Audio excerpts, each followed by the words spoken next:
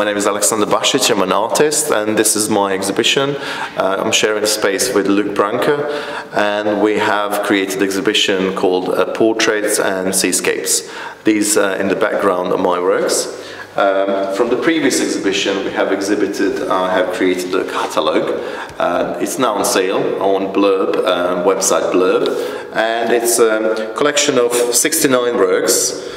Each one of these are being exhibited for the past 2 years or 3 years, and it started all from inspiration from Giacometti and from Michelangelo, creating a different type of style of work. Now, these behind me are portraits that I have actually taken to the next step, trying to create a slightly different images, which I wanted to take on canvas, because the previous works were on paper, and it was really important for me to try and discover the way I can actually represent images in different form and different way. Now, because my images on paper are A3 size, I have tried to use a brush on a bigger scale, trying to play with the push and pull, thinner lines and thicker lines, and the more paint, less paint, and so on. So it was a really good experiment, and this is another one. This was the first actually try. Again, looking into Michelangelo's David as inspiration. I have talked about this work before. It's my photograph of myself, and I thought it would be quite fun to introduce Michelangelo's David in the exhibition, because that was my starting point for the whole show. Now, it wasn't really something that I was pushing forward anymore. I found that this was constricting me with the straight lines, and I thought maybe I can actually push it forward to get some loose ends and maybe thinner paints, and this was done with the portraits, double portrait. But if we move on to the first one of the first ones that I have created it, we can see this is Max Ernst, and it's much more looser and organic kind of images. I'm using a brush work which is a bit thinner, thicker, faster, slower, and overlaying the images. Now I'm using the colors that Max Ernst might use for his work, and I have not created eyes and nose and mouth in this one. There is only suggestion of it, and that was my always intention, not to represent fully the images of the artists. However, that changed, slightly changed for the next image. The next image was Elizabeth Peyton, younger artist, American artist, and she's quite interesting because she's successful by looking into artists and celebrities and friends that she has and musicians, and she's painting these. And I thought she's doing quite loosely as well, the way she uses brush. And I thought I would paint her in a similar way. However, already I have found myself in a position where I had to do more suggestions of the eyes, nose and mouth. Even though it's not fully formed, there is a suggestion that it shows almost like an expressionist, impressionist point of the painting. There is some idea of her style in this image, but it's not fully copied. So every time I do a new image, I use a color or shapes or line or even perspective or position of the body that shows that it's a part of the image. Now for the next one, recently exhibited Christo in Serpentine Gallery in the ponds. He has exhibited his sculpture, which was floating sculpture in the lake, and he's using these forms which are pink, so the barrels are pink, and in a sense I'm using the color in the background. Now not all of them are in pink color, there is yellow and so on. However, I'm using these colors as well in the face to create some kind of structure that he would use for his work now. It's very interesting what he does, and his partner Jean-Claude was involved in this work through her life as well. She's an important part of the pair, while Krista was the one who was drawing and painting. She's like a supportive part of the brain and ideas that she puts together, and she's involved in all of the projects. Now I could go again for the next artist, which is Picasso. We can see that Yes, there is forming of the eyes, there is holes and the lines for the nose and the eyes and the ears and so on. However, it's not fully formed, and that's what I'm trying to avoid as much as I could, to give a suggestion of the artist, to give the suggestion, let's say, with a color, blue period, which is famous for artists, or rose period. So I'm using some kind of hints of the artist. For the next one is Jenny Saville. And Jenny Saville is really looking into expressive brush marking and brush strokes, where this organic use of brush marking is evident in there. However, the eyes are more prominent, and the mouth as well, which I couldn't escape from, because that's part of the Jenny Saville's work, which is really important for her, and she's working really on a larger scale, while I'm doing this in the same format as my images on a paper. So it's approximately the size of A3, slightly oversized. And this is, on this side is the final image on this side. Louise Bourgeois, she's an artist, a French artist living in America. She's not with us anymore, but she's a really fascinating person, and her expression is really explained fully in there. I was able to use limited palette, reds, yellows, orange, black, and find a way with the blues, hints of blues, to create really a full image. So if a person is looking at this image, they will probably be able to recognize these artists in some way, because they're more developed, and I knew that this is going to be a quite difficult development from what I did. If I look for the example from these artists, okay, and using limited palette and limited numbers of lines, going to the next artist where you can actually define, and you can see some refinements in the images. Now finally we can move to three last images in here. This is Marina Abramovich, and she's an artist, performing artist. And I think a quite interesting thing, if you look into the eyes, it's a suggestion again of the eyes, but it's a clear suggestion. It's just a black and blue dots, pretty much. I think refinement comes into mouth, and perhaps the explanation and forming of the nose, with line, with color, with tone, and creating some kind of form. Again, not fully refined, which is my intention in the first place. Probably these are the last two paintings which I have created so far. So this is Vladimir Velichkovich. He's a Serbian painter. He's living in France, and he's looking into, I would say, a figure, and he's looking sometimes into landscape. He's very interested in dark images, and he's looking into possibly existentialism. Then we have Fiona Ray, who is British artist born in Hong Kong, and she's really looking into expressive marks and mark making, which I have tried to compose into my painting. So I'm always looking at what artist does and creates, to be able to complement and include that. Yes, it is much easier to recognize these artists and these faces, but again, for somebody who doesn't know these artists, they would be just ordinary people. And I suppose that was always behind my intention, and looking into my previous work, which was based on the recognition software, this is something that would be, now that we have celebrity status, but actually these celebrities are really not fully celebrities, they're just ordinary people, and if we're not actually in the field of art, we might not know at all anything about that. Hi, this is Luke's work, and Luke Branca is creating some imaginative landscapes and seascapes. He's focusing now in this exhibition on seascapes, and this is one of the brand new images. I feel that it's one of the most successful ones, which are made on a card. So the card is a slightly different quality, and it's an A4 size, so that scale is a little bit scaled down. It was before on A3, but it's gone down to A4. It's something that he considers using on the different types of scale, and using colors which are limited. His palette is very much like black, white, blue, green and purple. So he's limiting himself to work on a different backgrounds and different quality of the paper. Sometimes that paper could be ochre, could be or brown, or could be grey, or could be painted as a grey or purple as a background. And he uses also white space on white paper, but sometimes creates paintings with the white, which is really important for him.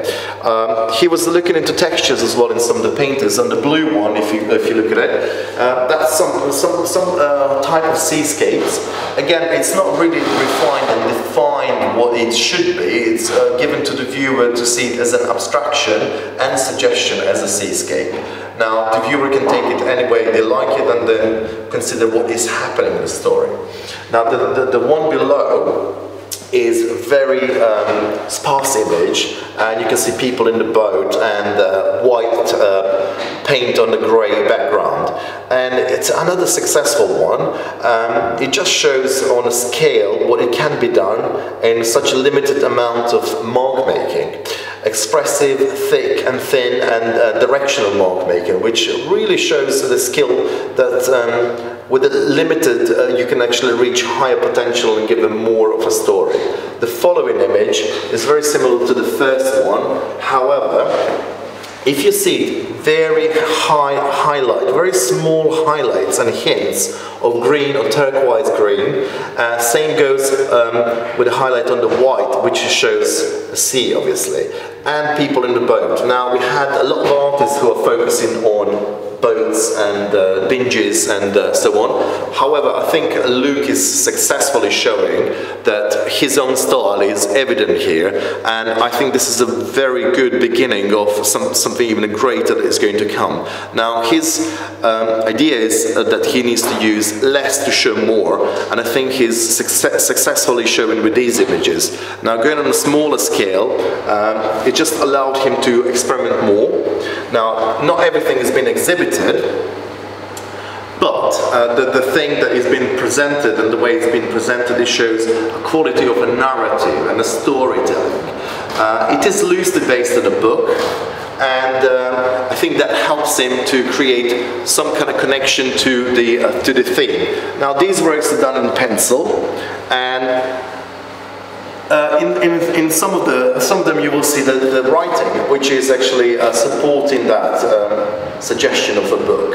I think blue is definitely his color, purple, green, and sometimes mixing it with the white, it works as well to produce some other colors. However, mixing the blue with lots of water, because he uses acrylic or gouache, that actually helps him as well to create something like this, which is impasto, very heavy, and it's quite difficult to read it, but I suppose that is what is intriguing as well, that you have to look, you have to search for the image. It's not given, and even though it's sometimes limited, it asks questions, poses right questions for the viewer to engage and look and search. Sometimes things which are given and easily discovered, it could be overlooked. And I think sometimes we need to put questions rather than just giving answers immediately. So that's what art should do. I think another successful for me on the scale, when we're talking about A4 size, is this one.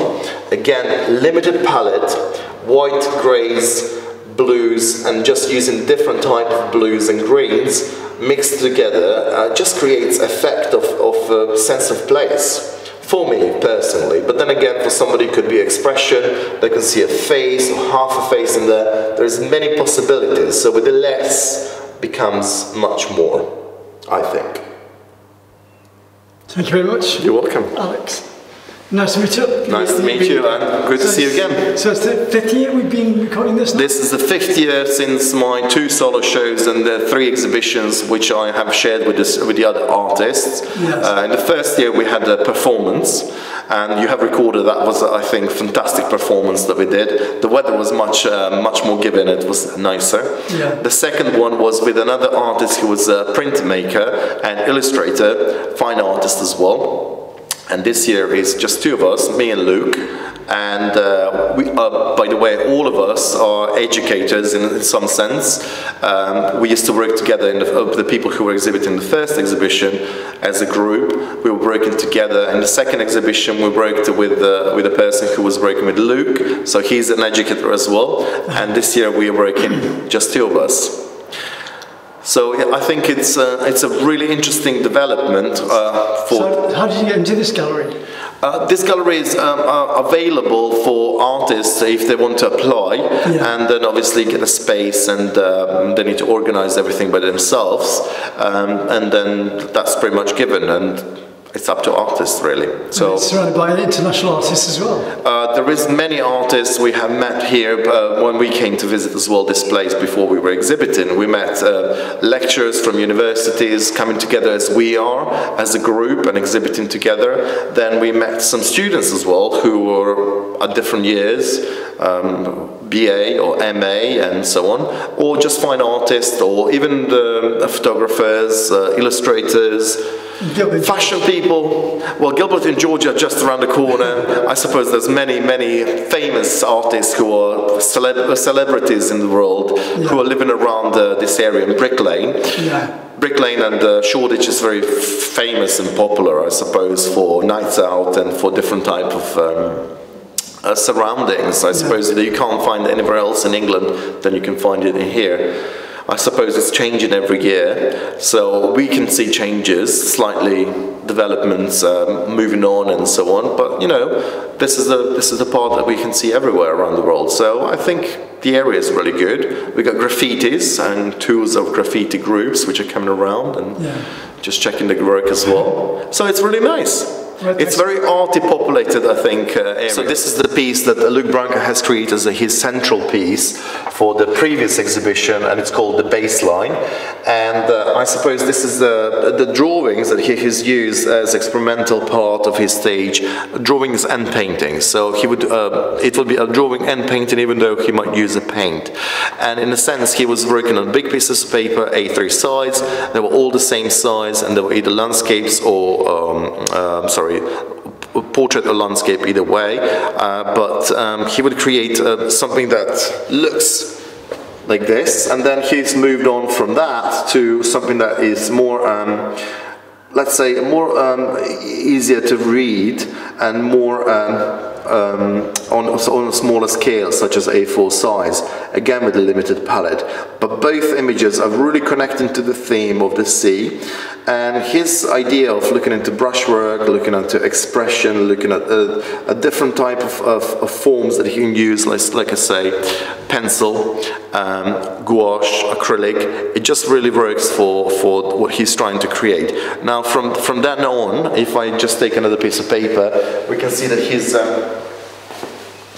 his opportunity to look into this book called Rising Tide, Falling Star is actually created. If you see the whole image over here, it's just inspiration for the whole thing as a part of the show.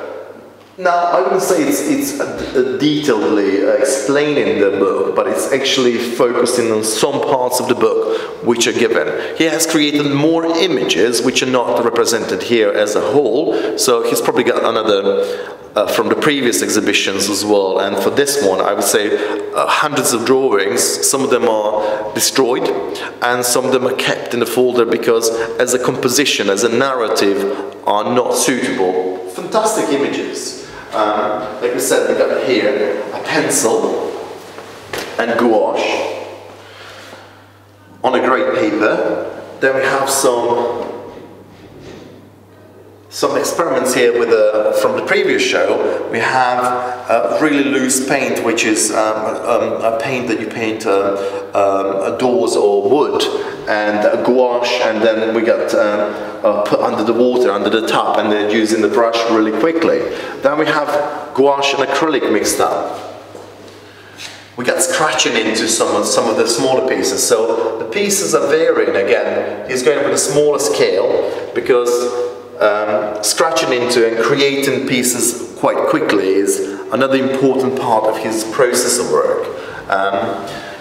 These images here are really something that are very experimental. So we can see white brush using the blobs. Now, if I was deciphering these images, I could tell you many stories in them, but you would have to read it. Some of them are given. For example, this image is an imprint of that image. So these two images are the same, but because they've been put together and separated by paint, they are looking slightly different. Obviously, the top image is being worked into. On this one, it's very evident that we can see a boat. Now, just after the boat, we can see horizon line, and we can see some clouds. That's how I would read it. But then again, somebody who's coming from a different culture might read it totally different. We had some Japanese visitors who are very drawn to these images. These images are almost like there is a play between two people. There is, I don't know, an elephant and a monkey, and then we have two people which are waving to each other with their hands. But I suppose it could be clouds, that you're looking into the clouds and you're seeing in the clouds those kind of figures. And if you explain it to somebody, you can see that, they might see it, they might not. So it's all about imagination, and I think he's let loose to do with less to get more and gain more. Thanks again. Thank you. Nice one.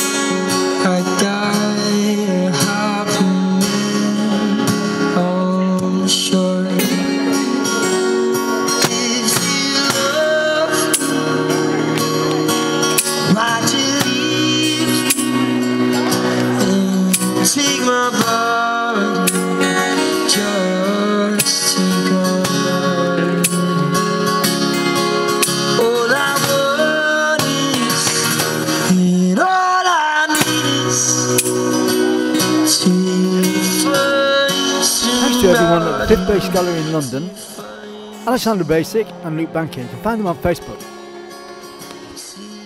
Also thanks to Murdo Mitchell for the music. This has been a Chris Mudfield video 2019. You can contact me at ccasphoto12@hotmail.com, and if you can help to sponsor my videos, you can PayPal me at ccasphoto1@gmail.com. Thanks for watching the video. Don't forget to share and